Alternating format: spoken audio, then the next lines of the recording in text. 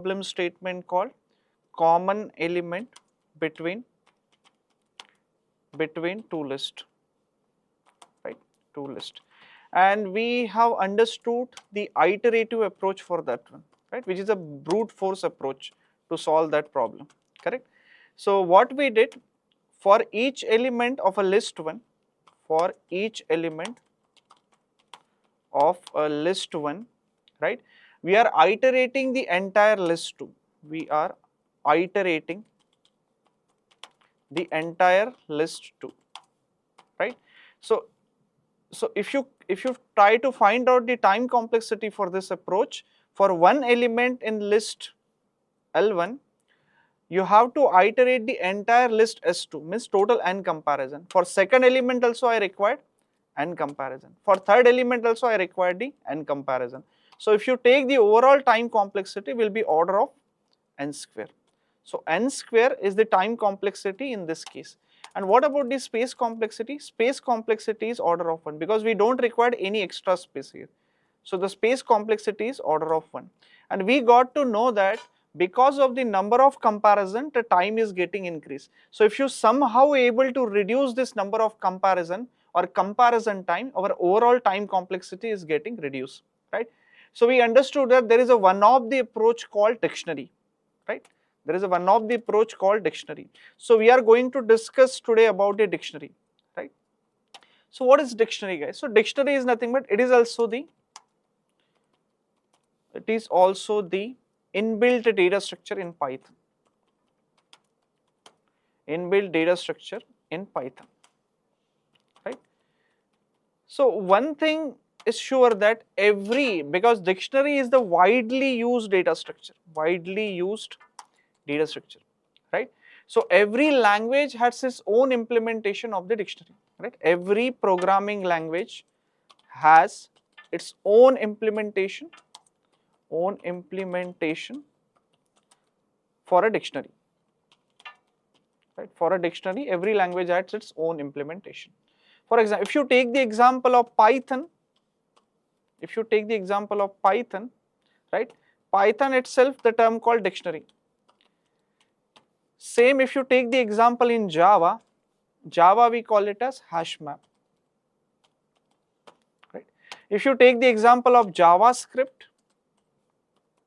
we generally call it as object, right? If you take the example of Golang, we call it as map, right? So every programming language inbuilts have the own implementation of the dictionary. Now what exactly is the dictionary, right? So generally dictionary will store the key value pair. So it will always store the key value pair. If you see the syntax of the dictionary, you give here dictionary name, right, equals to, this dictionary name is nothing but the identifier. I am using opening brace. You give here key 1, then value 1, comma, key 2, value 2, right? Like that you can give any number of items. So one key value pair generally we call it as dictionary items, right? This key value pair generally we call it as dictionary items, right? But this is the way we are creating the dictionary explicitly. But when we are creating the dictionary,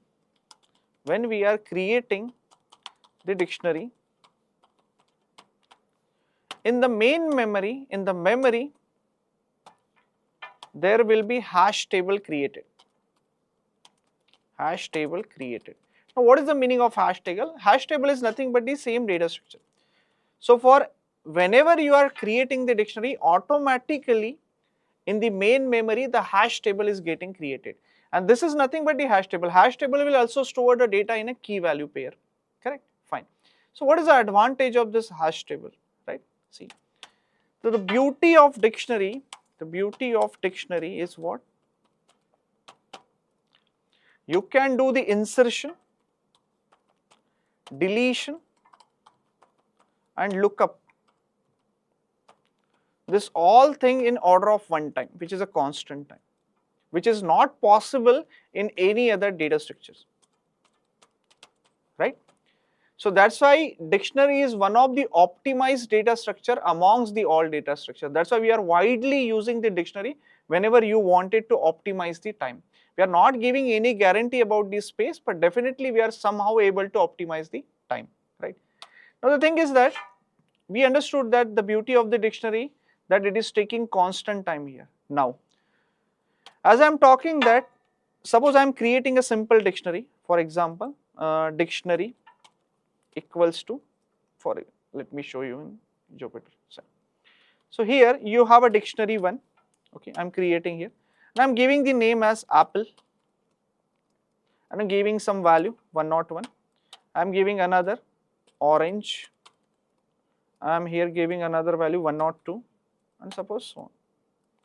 If I try to run it, if I see here, this is the dictionary, right? We know that this side, this apple is a key and this 101 is a value, correct? So let me take this example and elaborate it. See, in the above dictionary, guys, see here, in this dictionary, you have an apple and you have a, this is the value for that apple. So whenever the hash table is getting created, you have an apple as a key, right? This is the key, and this we call it as dictionary key, guys. This we call it as dictionary key. It is not your hash key, right? What I'm trying to say, whatever the key you are using in your dictionary, it is getting mapped with the integer. It is getting mapped with the integer. So you think that, okay, I have given the key for the hash table as an apple, but internally this key will be converted into hash key, which is always an integer value, right? So guys, for this we have a hash function in a Python also. If you wanted to create, if we wanted to create the customized key, right? We have a hash function. We have a hash. We can call it as underscore underscore hash underscore underscore. So if you wanted to create a customized key, you have to write your own hash function for that. Okay. Now the question is, what are the things we can make it as a key, right? So if I take it as list, if you take the example in a Python list set, this thing we cannot make as a key, cannot make as a key. The reason is what? These things are not hashable, it's unhashable.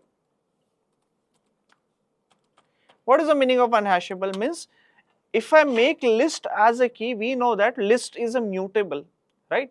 So if I define one list 1, 2, 3, you can change it anytime, right? But whenever you are defining anything as a key, it should be unique. It is not getting changed, right? So in case of set also, set is element wise, set is immutable. But overall, if you have wanted to add some element inside the set, I can directly add by using add, right? So that's why list and set we cannot make it as a key. But integer, float, complex, string, boolean, tuple, right? This thing you can make it as a key. We can make it as key, right? This is the advantage of dictionary, right? So we are storing everything in the form of key value pair in the dictionary, right? So if you take the above problem statement, that we have to convert, right? We have to find the common element between the list. Fine. If you take the example, we have to find the common element between the list, right? So what I have to do here, what is the use of dictionary here? So I have two lists L1 and L2 here, right? So suppose assume that this list 1 size is M and this list 2 size is N, correct? Right. So the problem here was, if you use the iterative approach here, if I use the iterative approach, I am getting the time complexity as order of n square, correct? I am getting the time complexity as order of n square, right? Now what I have to do, I have to reduce this time. So if I somehow able to convert any list into dictionary, right? If I somehow able to convert list into dictionary, right? Then comparing element from list 1 with the dictionary, it's a matter of order of 1 time only, correct? So what we are trying to do, we are converting one of the list among these two lists into the dictionary, so that if I compare the first element of a list 1 with a dictionary, it will take 1 unit of time. If I compare second element of a list with a dictionary, it will again take 1 unit of time. So if you compare n elements, again it will take 1 unit of time. Nth element, it will take 1 unit. If you make the sum of this one, it's nothing but the n comparison. So the overall time complexity will be order of n, right?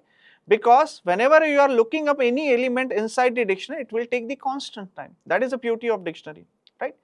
Now the question is how to convert this list into dictionary, right? So let me take first the list. Suppose this is a list 1. I am taking the element 2, 3, 4, 5, 6, 7. This is my first list.